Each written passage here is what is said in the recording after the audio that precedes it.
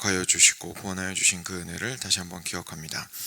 예수님께서 행하신 그 일들이 참 얼마나 크고 기쁘며 정말 저희를 사망의 수렁에서 건져 올리신 능력의 이름을 기억할 때에 저희가 주님께 감사와 찬송과 영광을 올려드릴 수밖에 없습니다. 하나님, 저희에게 구원의 기쁨이 식상해지거나 퇴색되는 일이 없도록 하여 주시고 항상 마음이 정말 주님을 향하여서 깊고도 다함이 없는 감사와 그리고 은혜를 구하는 그 마음이 지속될 수 있도록 하여 주시고 항상 기쁨이 넘칠 수 있도록 하여 주시기를 원합니다. 하나님, 이 아침에도 주님의 말씀을 인하여서 기뻐하기 원하며 주께서 우리에게 말씀하시는 것으로 인하여 감사하기 원합니다. 하나님, 이제 디모데 전서를 새롭게 시작하면서 묵상합니다. 짧은 말씀이지만 주님께서 이 안에 정말 꽉꽉 눌러 담으신 그 귀한 은혜들을 저희가 놓치지 않고 누릴 수 있는 또 귀한 시간 되도록 하여 주시옵소서. 감사하며 예수 그리스도의 이름으로 기도드렸습니다. 아멘.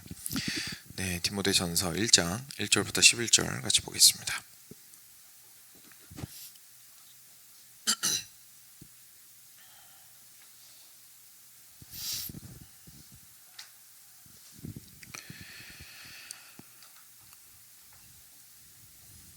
네, 같이 교독하겠습니다. 제가 먼저 한 절 읽겠습니다. 우리 구주 하나님과 우리의 소망이신 그리스도 예수의 명령을 따라 그리스도 예수의 사도된 바울은 믿음 안에서 참 아들 된 디모데에게 편지하노니 하나님 아버지와 그리스도 예수 우리 주께로부터 은혜와 긍휼과 평강이 내게 있을지어다. 내가 마게도냐로 갈 때에 너를 권하여 에베소에 머물라 한 것은 어떤 사람들을 명하여 다른 교훈을 가르치지 말며 신화와 끝없는 족보에 몰두하지 말게 하려 함이라. 이런 것은 믿음 안에 있는 하나님의 경륜을 이룸보다 도리어 변론을 내는 것이라. 이 교훈의 목적은 청결한 마음과 선한 양심과 거짓이 없는 믿음에서 나오는 사랑이거늘 사람들이 이에서 벗어나 헛된 말에 빠져 율법의 선생이 되려 하나 자기가 말하는 것이나 자기가 확증하는 것도 깨닫지 못하는도다. 그러나 율법은 사람이 그것을 적법하게만 쓰면 선한 것임을 우리는 아노라.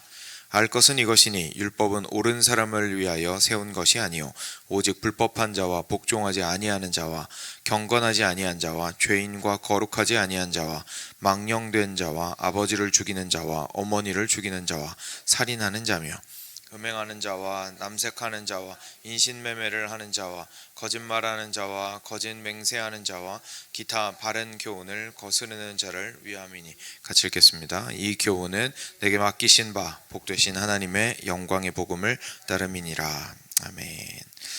네. 오늘부터 이제 디모데 전서 말씀 같이 보겠습니다. 처음에 보시면요, 우리 구주 하나님과 우리 소망이신 그리스도 예수의 명령을 따라서 그리스도 예수의 사도된 바울이 믿음 안에서 참 아들 된 디모데한테 편지를 하노니 라고 얘기를 하고 있습니다. 성경에 에베소서라든지 갈라디아서라든지 빌립보서라든지 골로새서라든지 이런 성경들은 어떤 그쪽에 있는 그 도시에 있는 교회들에게 전부에게 대상으로 해서 쓰고, 그래서 그 당시에는 이메일이 있는 것도 아니고 복사기가 있었던 것도 아니니까요. 한 번쯤 들어보셨겠지만 이제 회람을 했었죠.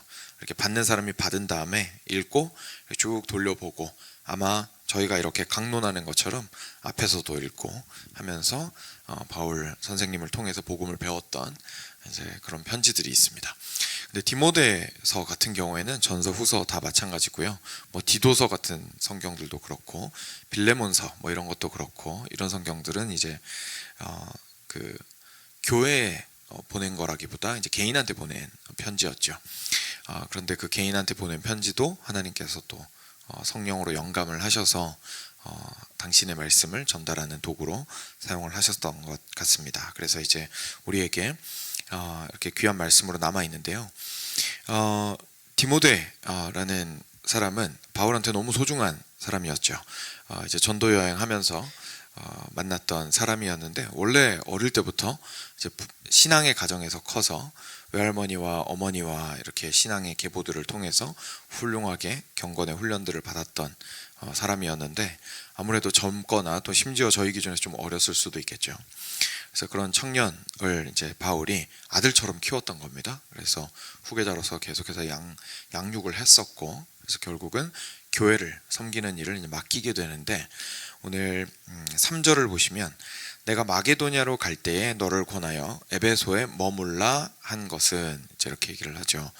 그래서 이야기의 이제 본격적인 시작이 여기서부터 되는데요. 디모데를 만나서 훈련시키고 양육시키고 데리고 다니고 같이 전도도 하고 이렇게 한 다음에 마게도냐로 함께 건너가게 되었을 때에 에베소 지역에 있었던 겁니다. 근데 에베소 지역의 교회가 여러 가지 좀 어려움이 좀 이따 살펴볼 텐데 있었기 때문에 이 디모데를 여기 목회자로 남겨놓고 가야겠다고 결정을 하게 된 겁니다. 그래서 이제 그동안은 어떻게 보면 배우는 사람으로서 바울 선생님 계속 따라다니다가 이제는 남아서 본인의, 지금 우리식으로 얘기하면 담임 목회를 시작을 하게 된 거죠. 그래서 에베소 교회의 담임 목사님으로서 섬기게 된 이제 계기를 설명을 하고 있습니다. 그리고 나서 이제 오늘 저희들이 아무래도 좀 집중해서 보아야 되는 부분들이 이어서 계속 나옵니다. 그러면 에베소에 왜 갑자기 이 젊은 목사님을 세웠느냐 하면, 어떤 사람들을 명하여 다른 교훈을 가르치지 말며, 그 다음 4절입니다. 신화와 끝없는 족보에 몰두하지 말게 하려 함이라. 이런 것은 믿음 안에 있는 하나님의 경륜을 이룸보다 도리어 변론을 내는 것이라.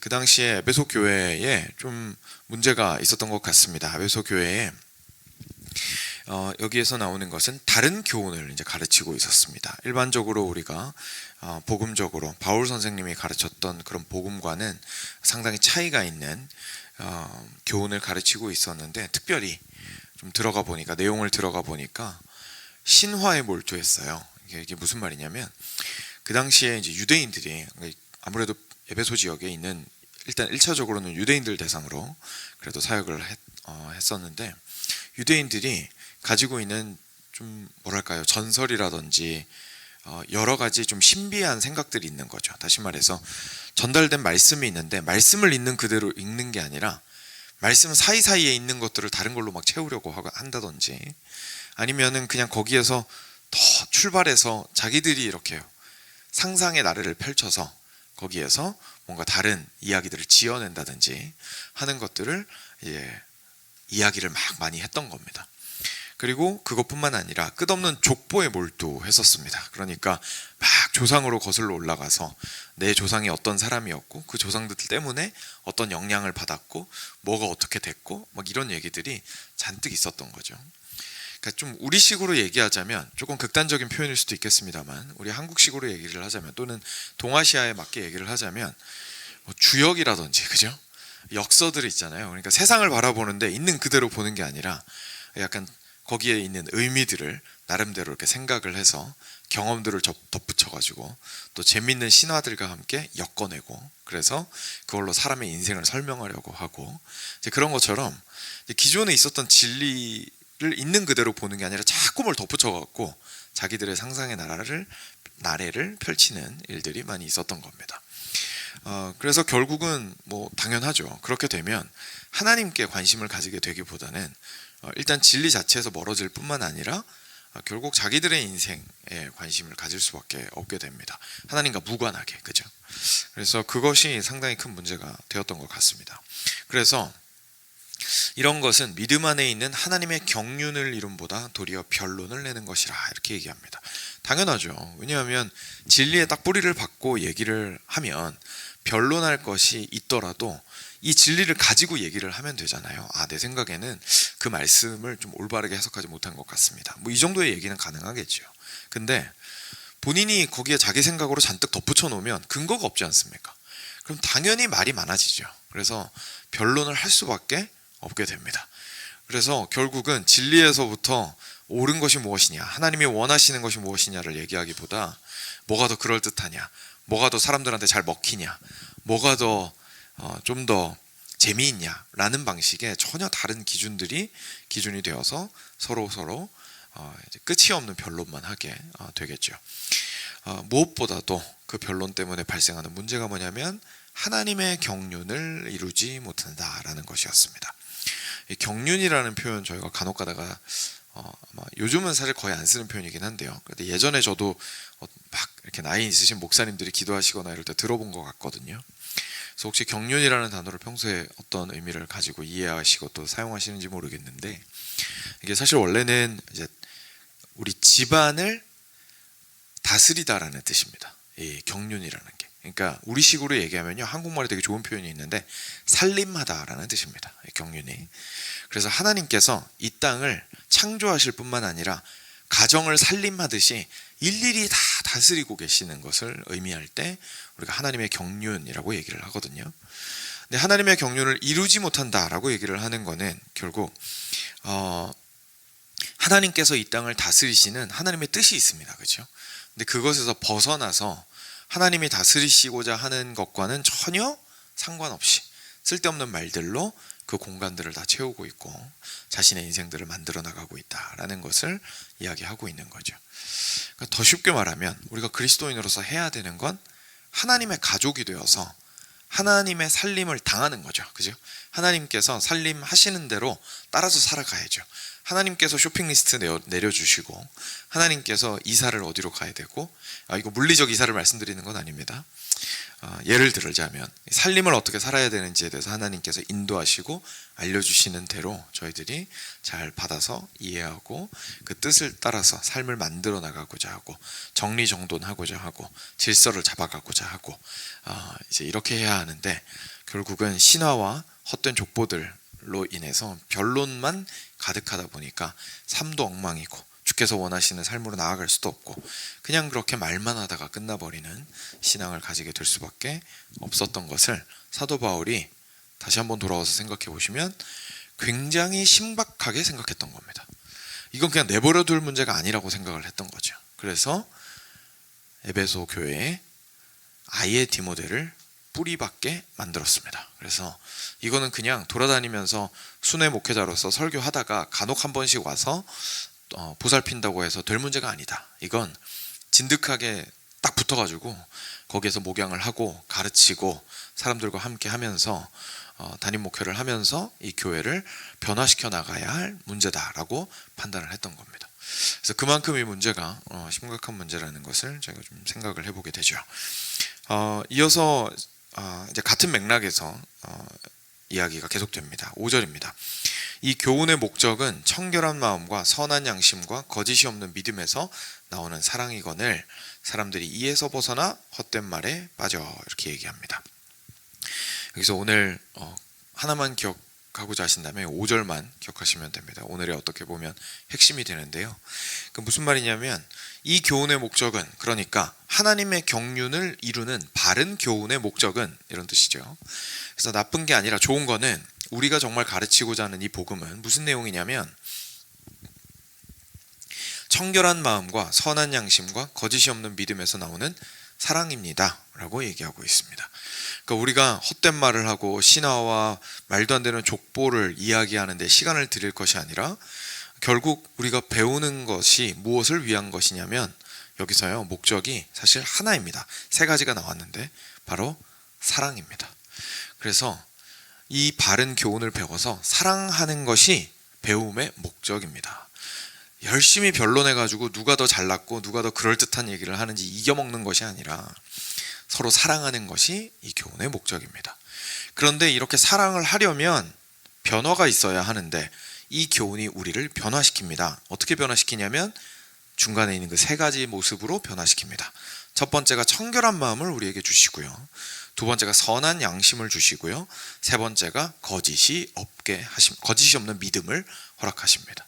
그래서 이걸 가지고 사랑할 수 있도록 하십니다 라는 얘기입니다. 청결한 마음은요, 마침 저희가 요즘 거듭남에 대해서 2차례에 걸쳐서 주일날 좀 살펴보았는데 그 내용을 생각하시면 됩니다. 하나님께서 성령께서 우리 안에서 역사하셔서 우리를 정결하게 하시는 첫 번째 사역을 우리가 거듭남이라고 말합니다. 그래서 하나님께서 청결한 마음을 우리에게 허락하십니다. 근데 그 목적이 뭐라고요? 사랑하기 위함입니다. 그래서 우리를 거듭나게 하셨으니 그 거듭난 마음을 가지고 사랑합시다. 두 번째로는 선한 양심을 가지게 됩니다. 선한 양심이라는 건 무슨 말이냐면요, 저희가 양심이라는 것은 제가 경찰의 비유를 많이 하거든요. 여러분, 경찰은 본인이 법입니까? 아니면 법은 따로 있고 법을 따르는 사람입니까? 법을 따르는 사람입니다. 그렇죠? 그 양심은 경찰과 같습니다. 양심이 법이 아닙니다. 그러니까 우리가 양심의 소리를 법의 소리라고 생각할 때가 있습니다. 그래서 양심 자체가 무조건 맞는 거라고 생각을 하는 거예요. 근데 그런 게 아니고 양심은 경찰이라서 양심이 법을 보고 있는 겁니다. 그러니까 다시 말해서 양심이 잘못된 법을 쳐다보고 있으면 경찰이 부패 경찰이 되겠죠. 이해되시죠? 그러니까 양심이 잘못되게 작동할 수 있는 겁니다. 그래서 양심이 화인 맞았다라는 표현을 쓰죠. 그러니까 경찰이 부패한 겁니다. 그래서 뇌물을 엄청 받아 먹어가지고 이제 사리사욕을 채우기 위해서 움직이는 권력자가 된 거죠. 그래서 이 양심이 자기한테 돈 준 사람을 이렇게 싹 쳐다보는 거예요. 하나님께서는 야, 이거 잘못된 거야, 이거는 옳은 거야, 이렇게 얘기하셨는데 이 법을 쳐다보고 있는 게 아니라 내 마음의 양심이 화인 맞아서 나한테 돈 주고 나를 행복하게 하고 기뻐하게 하는 세상의 법이나 내 안의 욕망이나 이런 걸 쳐다보고 있어요. 그리고 거기에 양심이 굴복하고 양심이 그에 따라서 행동하는 것이 양심의 작동 방식입니다. 그래서 사회의 대부분의 사람들이 옳다고 여기면 내 양심이 그거 보면서 아, 옳은 거구나 이렇게 생각을 하는 거죠. 그래서 사람들 따라 살아가는 것이 양심의 가책 없이 살아가는 게 가능해지는 거죠. 그래서 세상 사람들이 연애하는 방식, 우리 젊은이들을 예로 들자면 연애하는 방식, 사랑하는 방식, 행동하는 방법, 옷 입는 방법, 말하는 방식, 이런 것들이 세대 전체가 다 통합이 돼 있으니까 양심이 아, 저게 맞는 거구나, 저렇게 해야 남들한테 내가 미움 안 받고 이쁨 받으면서 살 수 있구나, 나도 마침 저걸 원했는데 아무도 나한테 뭐라고 안 하는구나, 양심의 가책을 안 느끼고 그 일을 할 수 있게 되는 거죠. 근데 예수님을 믿게 되면 무슨 일이 발생을 하냐면 이 양심이, 이 경찰이, 부패 경찰이 올바른 법을 따르게 되는 겁니다. 그래서 양심을 완전히 한 번에 다 변화시켜 주시는 건 아닙니다. 그래서 그리스도인의 양심이 무조건 옳다 이렇게 말하면 안 됩니다. 양심은 여전히 많이 잘못되어 있지만 그럼에도 하나님께서 올바른 법을 주셔서 이 양심을 계속해서 선하게 바꾸어 나가시죠. 그래서 하나님께서 우리에게 주시는 것은 선한 양심이라는 것을 말씀하시고 있는 거고요. 마지막으로 세 번째로 거짓이 없는 믿음이죠. 이 믿음이라는 것이 겉으로 믿는 척하는 게 아니라 참된 믿음이라는 겁니다. 그래서 그냥 겉으로만 내가 믿는 척하고 따르는 척하고 이러는 것이 아니라 온전히 진심으로 마음과 몸을 다하여서 내가 완전히 동의하여서 하나님의 복음에 이렇게 원리에 믿음으로 살아가게 되는 것을 이야기합니다. 근데 이 모든 것들이 있어야 우리가 사랑할 수 있습니다. 근데 이것들을 가르치는 것이 결국 뭐라고요? 하나님의 복음이라는 얘기입니다. 그러니까 복음이 전파되는 것은 우리의 겉모습을 바꾸고자 하는 것이 아니고요. 겉모습은 궁극적으로 바뀌게 되겠지만 겉모습을 어떻게든 훈련시키고 혼내키고 겁주고 해가지고 뜯어고치는 게 아니고 그 마음 가운데 진리를 통하여 성령께서 청결한 마음을 넣어주시고 그 양심을 선하게 만드시고 그리고 그 믿음을 거짓 없는 믿음으로 만들어 가셔서 그리고 그것도 끝도 아니고 그걸 가지고 자랑하라고 하신 것이 아니라 그거 가지고 사랑하라고 교훈을 가르치신다는 것을 저희가 깨닫게 됩니다. 근데 사도 바울이 봤더니 이런 게 전혀 없는 거죠. 에베소 교회에. 그러니까 교회를 봤는데 여러분, 저희가 건강한 교회가 무엇인가? 거기에 있는 성도들의 모습이 어떠한 모습이어야 그 교회가 건강한 모습이겠는가? 라는 것을 살펴볼 때 굉장히 중요하면서도 필수적인 기준이 되는 겁니다. 과연 거기에 다수의 성도들이 그리고 교회 전체가 청결한 마음과 그리고 선한 양심과 거짓 없는 믿음에서 그리고 그게 끝이 아니고 나오는 사랑이 있는가? 그리고 이 모든 것들을 위해서 바른 교훈이 가르쳐지고 있는가라는 것이 얼마나 중요한지를 다시 한번 기억하게 되는 거죠. 그래서 가르치고 선포하는 사람의 입장에서도요, 이 말씀이 정말 중심이 되어서 왜 가르치고 있는지, 이 교훈을, 그리고 내가 바른 교훈을 가르치는 게 왜 그렇게 중요한지를 알고 있어야 되고요. 그래서 정확한 이런 이해를 가지고 사랑하기 위하여, 서로 사랑하기 위하여 그 마음을 변화하는 것을 목적으로 해서 교훈을 전달할 필요가 있고요. 그렇지 않으면 자꾸 어떻게 합니까? 사람들 행동만 똑바로 하려고 혼내키거나 겁주거나 아니면 사람들을 두려워하여서 진리를 말을 못하고 자꾸 이리 휘고 저리 휘거나 하는 일들이 발생을 하겠죠. 그래서 가르치는 사람 입장에서도 그렇게 해야 되고요. 배우는 사람 입장에서도 내가 배우는 교훈이 왜 바르게 배우는 것이 이렇게 중요한가를 알아야겠죠. 그래서 그냥 단순하게 그냥 뭐 내가 예수님 믿고 천국 가면 됐지, 이게 아니라 올바른 교훈을 통하여서 나의 마음과 양심과 믿음이 올바르게 변화되어 가야 하고, 그리고 그 변화되어 가는 것의 목적은 사랑하는 것이다 라는 것을 깨닫고, 내가 더 적극적으로 사랑하는 방향으로 이것들을 배워서 내 마음에 심어야 하는 것이구나 라는 것을 좀 기억을 하고 배울 필요가 있을 겁니다. 그래서 이런 의미에서 우리 온 교회에게 주시는 메시지가 굉장히 귀합니다. 그래서 시간 관계상 그 뒷부분은 상세하게 보지는 않을 텐데요. 그래도 좀 한번 읽고 넘어가도록 하겠습니다. 그래서 에베소 교회에 있었던 그 사람들은 이렇게 귀한 교훈의 목적은 벗어나서 7절 보시면 오히려 율법을 막 열심히 가르치려고 했던 겁니다. 율법의 선생이 되려 했는데, 근데 자기가 말하는 것이나 확증하는 것도 깨닫지 못하는도다. 그러니까 무슨 말이냐면 유대인의 율법도 이렇게 잘 가르칠 수가 있잖아요. 율법을 가르치는 것 자체가 잘못된 건 아니었거든요. 그러니까 잘 가르칠 수 있는데 앞서 말한 것처럼 율법에다가 뭘 자꾸 덧붙여갖고 신화와 헛된 족보가 되도록 만들었던 겁니다. 그래서 관심사가 엉뚱한 데 가게 만들었던 거죠. 그래서 자기가 확증하는 것도 깨닫지 못하고 말하는 사람들이었습니다. 그렇지만 율법은 사람이 그것을 적법하게만 쓰면 선한 것임을 우리가 아노라. 그래서 올바르게 가르쳤다면 괜찮았을 거다라고 얘기하는 겁니다. 그래서 올바르게 가르치려면 이 율법이 무슨 역할을 하는지 알고 있어야 하는데, 9절입니다. 알 것은 이것이니 율법은 옳은 사람을 위하여 세운 것이 아니요 오직 불법한 자와 복종하지 아니하는 자와 경건하지 아니한 자와 죄인과 거룩하지 아니한 자와 망령된 자와 아버지를 죽이는 자와 어머니를 죽이는 자와 살인하는 자며 음행하는 자와 남색하는 자와 인신매매를 하는 자와 거짓말하는 자와 거짓 맹세하는 자와 기타 바른 교훈을 거스르는 자를 위함이니 라고 얘기하십니다. 그래서 다시 말해서 율법이 아까 양심 설명할 때 기준이 되어준다라는 이야기입니다. 뭐가 잘못됐는지 율법이 알려준다는 거예요. 그러니까 양심이 율법을 바라보고 이거 잘못된 거구나, 남들이 다 괜찮다고 해서 괜찮은 건 줄 알았는데 하나님 말씀을 봤더니 이게 잘못된 거구나 라는 걸 깨닫게 해준다는 얘기입니다. 그러니까 잘못된 사람들을 위해서 주어진 것이 율법이기 때문에 우리의 죄를 깨닫게 하기 위해서 잘 가르치면 참 귀한 것인데, 이 초점을 다 흐트러뜨려 버리고 엉뚱한 얘기만 하고 있으니 네가 목양하면서 정신 바짝 차리고 올바르게 가르쳐서 사랑할 수 있도록 그 마음과 양심과 믿음이 변화될 수 있게 가르치거라 라고 권면했다는 것을 알게 됩니다.